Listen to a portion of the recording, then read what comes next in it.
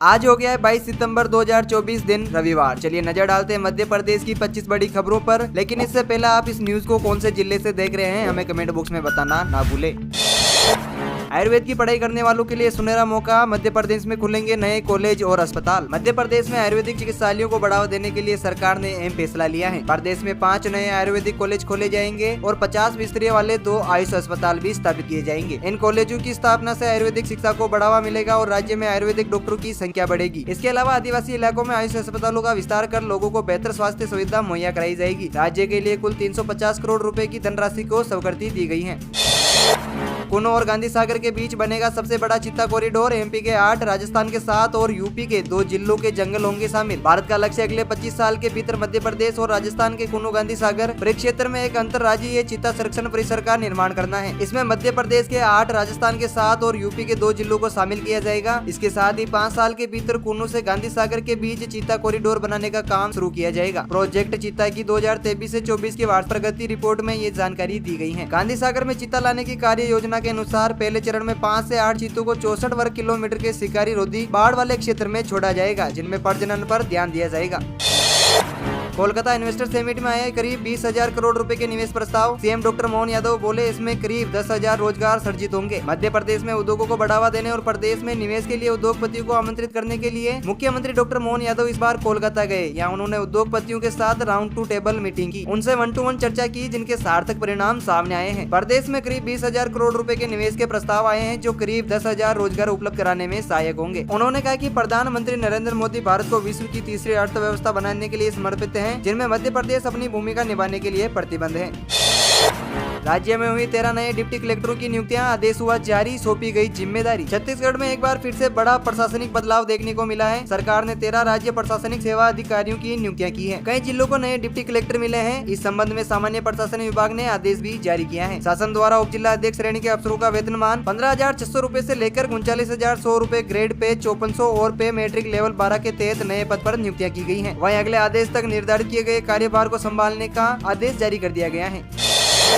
मध्य प्रदेश क्षेत्र के लिए SSC-MTS परीक्षा का एडमिट कार्ड जारी, ऐसे करें डाउनलोड। 30 सितंबर से होंगे एग्जाम। कर्मचारी चयन आयोग ने मध्य प्रदेश के लिए SSC-MTS भर्ती परीक्षा का एडमिट कार्ड जारी कर दिया है। उम्मीदवार SSC-MPR पर जाकर अपना एडमिट कार्ड डाउनलोड कर सकते हैं। इसके अलावा पूर्वी क्षेत्र, दक्षिणी क्षेत्र, उत्तरी क्षेत्र, पश्चिमी क्षेत्र और उत्तरी पूर्वी क्षेत्र के लिए भी प्रवेश पत्र जारी हो चुके हैं। उम्मीदवार SSC के क्षेत्रीय वेबसाइट पर जाकर हॉल टिकट डाउनलोड कर सकते हैं। मल्टीटास्किंग स्टाफ और हवलदार के पदों के लिए परीक्षा का आयोजन 30 सितंबर से लेकर 14 नवंबर के बीच होगा। कंप्यूटर आधारित परीक्षा के लिए 45 मिनट का समय दिया जाएगा। एग्जाम 13 क्षेत्रीय भाषाओं में आयोजित किए जाएंगे। कुल 9,583 पदों पर भर्ती होगी।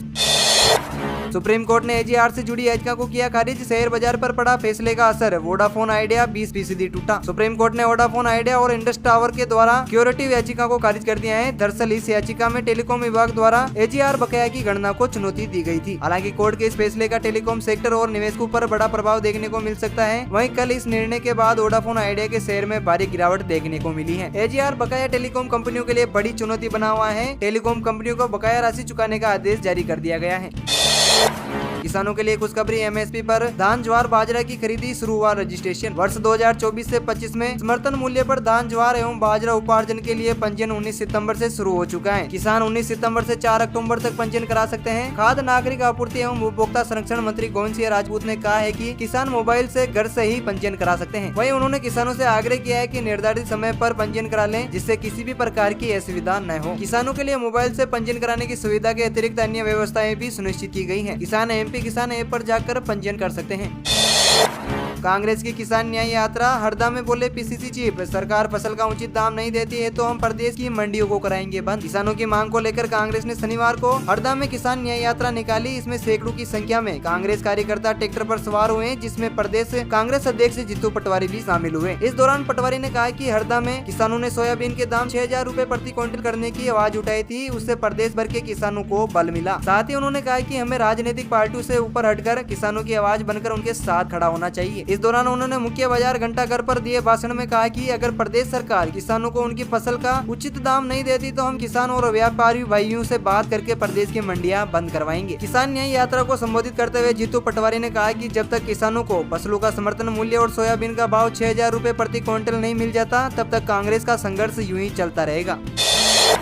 कोलकाता सीमेंट में बड़ी सफलता, बिरला समूह उज्जैन के बड़े नगर में 3500 करोड़ की लागत से स्थापित करेगा सीमेंट प्लांट। मध्य प्रदेश सरकार को कोलकाता सीमेंट में बड़ी सफलता मिली है। करीब 20,000 करोड़ रुपए से निवेश प्रस्ताव मिले हैं। इस कड़ी में बिरला समूह उज्जैन के बड़नगर में 3500 करोड़ की लागत से सीमेंट इकाई स्थापित करेगा। एमडी और सीईओ एमपी बिरला समूह के संदीप घोष ने कहा कि उज्जैन में बड़े नगर में शीघ्र ही 3500 करोड़ रुपए की लागत से सीमेंट इकाई स्थापित की जाएगी। कैलाश विजयवर्गीय ने अपनी सरकार पर उठाए सवाल का बेनू से छेड़छाड़ होती है, बाजार में घूम नहीं सकती। कैबिनेट मंत्री कैलाश विजयवर्गीय के विधानसभा क्षेत्र में नशे का कारोबार बढ़ रहा है, जिसके बाद उन्होंने अपनी सरकार पर सवाल खड़े कर दिए हैं। हाल ही में परदेसीपुरा क्षेत्र में महिलाओं की शिकायत पर मंत्री ने मंच से पुलिस को चेतावनी देते हुए कहा कि अगर 3 दिनों के भीतर नशे का कारोबार खत्म नहीं हुआ तो चौथे दिन सख्त कार्रवाई की जाएगी।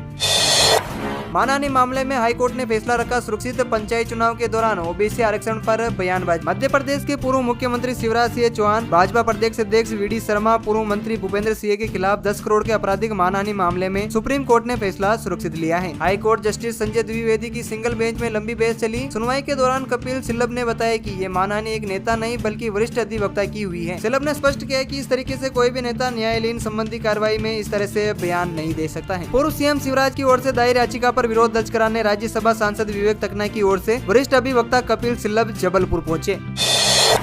एमपी सरकार जनता को फिर से बनाएगी कर्जदार, लाडली बहना और कर्मचारियों की सैलरी के लिए ले रही है कर्ज। अब तक 3,95,000 करोड़ का ले चुकी है कर्ज। मध्य प्रदेश की डॉक्टर मोहन यादव की सरकार एक बार फिर से कर्ज लेने जा रही है। प्रदेश सरकार 5,000 करोड़ का कर्ज लेने जा रही है। सरकार 12 साल के लिए 2500 करोड़ और 19 साल के लिए 2500 करोड़ रुपए का लोन लेगी। जानकारी के अनुसार मध्य प्रदेश सरकार बांड गिरवी रखकर आरबीआई से रकम लेगी। 25 सितंबर को सरकार के खाते में लोन की रकम आई। बता दें कि 6 अगस्त को भी सरकार ने बाजार से कर्ज लिया था। मध्य प्रदेश सरकार अब तक 3,95,000 करोड़ का कर्ज ले चुकी है। बजट पेश करने के बाद मोहन सरकार तीसरी बार कर्ज लेने जा रही है। कर्ज की रकम से सरकार लाडली बहना और कर्मचारियों की सैलरी और रिटायर्ड पेंशनों का भुगतान करेगी। विकास कार्यों का हवाला लेकर सरकार कर्ज लेने जा रही है।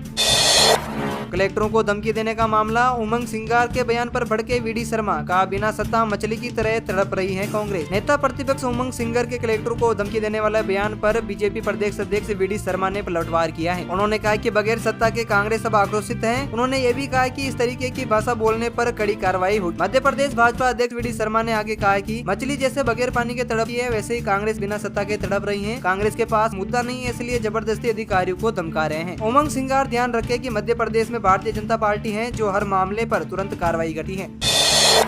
गोदामों में रख रखाव के अभाव में सड़ रहा है अनाज। अब सरकार ने लिया बड़ा फैसला, व्यापारियों को भी की जा सकेगी बिक्री। मध्य प्रदेश के गोदामों में रखे हुए अनाज को खराब होने से बचाने के लिए सरकार ने एक बड़ा कदम उठाया है। शासन इन अनाज को प्रदेश के बाहर के व्यापारियों को बेचेगी। इसे गैर लाइसेंसी पार्टी को भी बेचा जाएगा, जिससे खराब होने से पहले ही इसकी जल्दी बिक्री कर दी जाए।